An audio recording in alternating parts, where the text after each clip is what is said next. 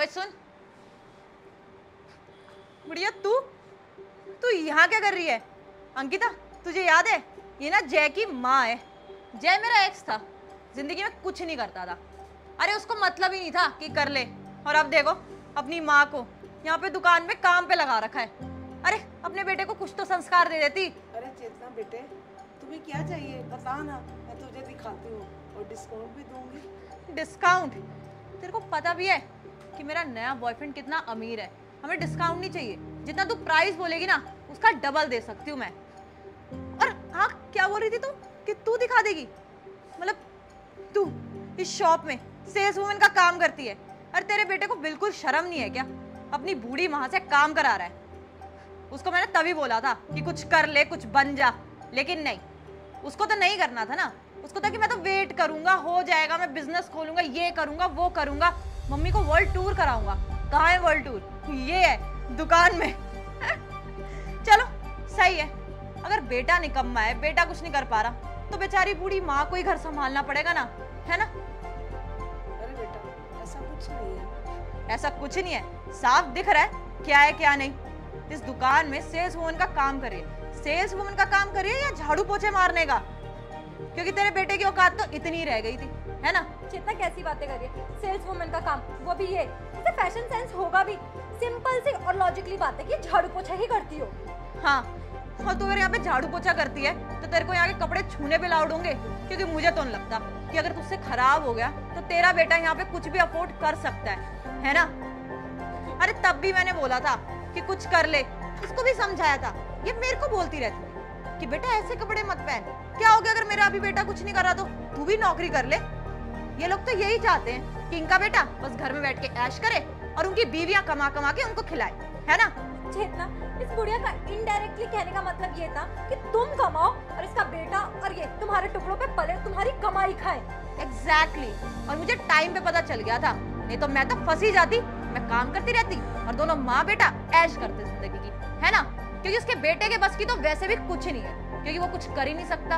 उसको मेहनत थोड़ी करनी है। अरे बुढ़िया, शर्म आनी चाहिए तेरे को, तेरा ऐसा बेटा है। अरे ऐसे बच्चे हो ना किसी के, तो उसे जहर खा के मर जाना चाहिए कि बुढ़ापे में भी अपनी माँ से काम करवा रहा है। बिल्कुल भी शर्म नहीं आती है तेरे बेटे को। पता नहीं वो कितना दुख देगा बुढ़ापे में अपनी माँ को। अरे आकाश, जय ना ऐसे ही था, मुझे भी हमेशा यही बोलता रहता था कि कोई बात नहीं चेतना, अभी थोड़े टाइम के लिए तुम मुझे सपोर्ट कर दो, तुम जॉब कर लो, जब तक मैं अपनी ड्रीम जॉब का काम कर रहा हूँ, है ना?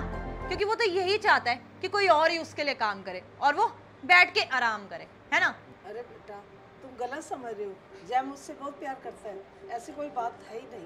अच्छा, ये कौन सा प्यार है कि जिस उम्र में आपको आराम करना चाहिए उस उम्र में वो आपसे नौकरी करवा रहा है, वो भी एक शोरूम में झाड़ू पोछेगा। बहुत अच्छा प्यार है आपके बेटे का। अरे माँ की ममता होती है ना, बेटा चाहे कितना नालायक हो, कितना बेकार है, पर उसमें अच्छा ही दिखता है। ऐसे ना आपको जिंदगी में बहू नहीं मिलेगी, और जो मिल जाएगी ना उसकी भी जिंदगी बर्बाद ही होगी। अरे बच्चे निकम्मे भी बनते हैं ऐसी माओ की वजह से। इतना लाड़ प्यार कर देती है अपने बच्चों को कि वो आवारा ही रह जाते हैं। बेचारी, बुढ़ापे में क्या क्या दिन देखने पड़ रहे हैं। चेतना तुम यहाँ? जय, तू यहाँ क्या कर रहा है? अच्छा, अपनी माँ को पिक करने आया है काम से। और ये कौन है?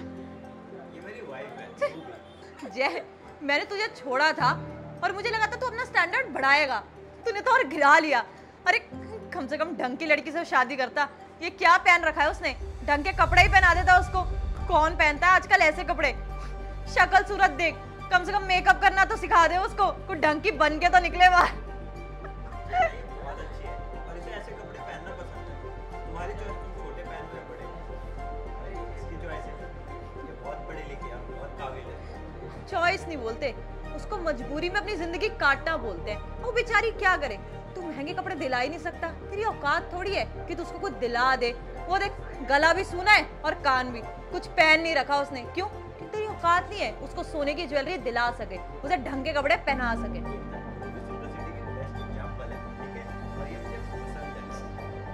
अच्छा, अब समझ आया। तेरे को वैसे भी ऐसी लड़कियां ही पसंद आएगी जिनके खर्चे नहीं होते, जो घर में बस एक कोने में पड़ी रहती है। क्योंकि तुमको लड़की और बीवी थोड़ी चाहिए, तुमको तो घर की नौकरानी चाहिए जो एक कोने में पड़ी रहे, तुम्हारे माँ बाप की सेवा करे और घर के काम करे, है ना? वो नौकरानी मिल गई तेरे को, वो भी फ्री में। बस करिए आप, बिना सोचे समझे कुछ भी बोलती जा रही हो। आपको पता भी है जब मुझे क्या देते और क्या नहीं देते, मेरे पास क्या है क्या नहीं।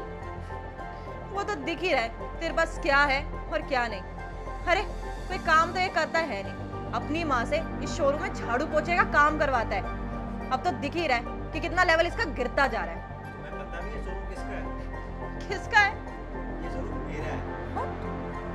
अरे झूठ बोल रहा होगा, ये शोरूम तुम्हारा कैसे हो सकता है? जब मैं तेरे को छोड़ के गई थी तू तो कुछ काम नहीं करता था। मैं बहुत काबिल बंदा हूँ। Thanks to Robi। तुमने मेरी बहुत हेल्प करी, फाइनेंशियली भी और मेंटली भी। तुम्हारी तरह नहीं, ऐसे नहीं करते थे। अच्छा वो तो दिख ही रहा है कि तेरे पास क्या है और क्या नहीं। वैसे भी इसकी औकात नहीं है कि तुझे कुछ दिला सके। ये बहुत अच्छी फैमिली बैकग्राउंड से आती है, बहुत पढ़ी लिखी भी है, फिर भी इसने मुझ जैसे गरीब को चुना।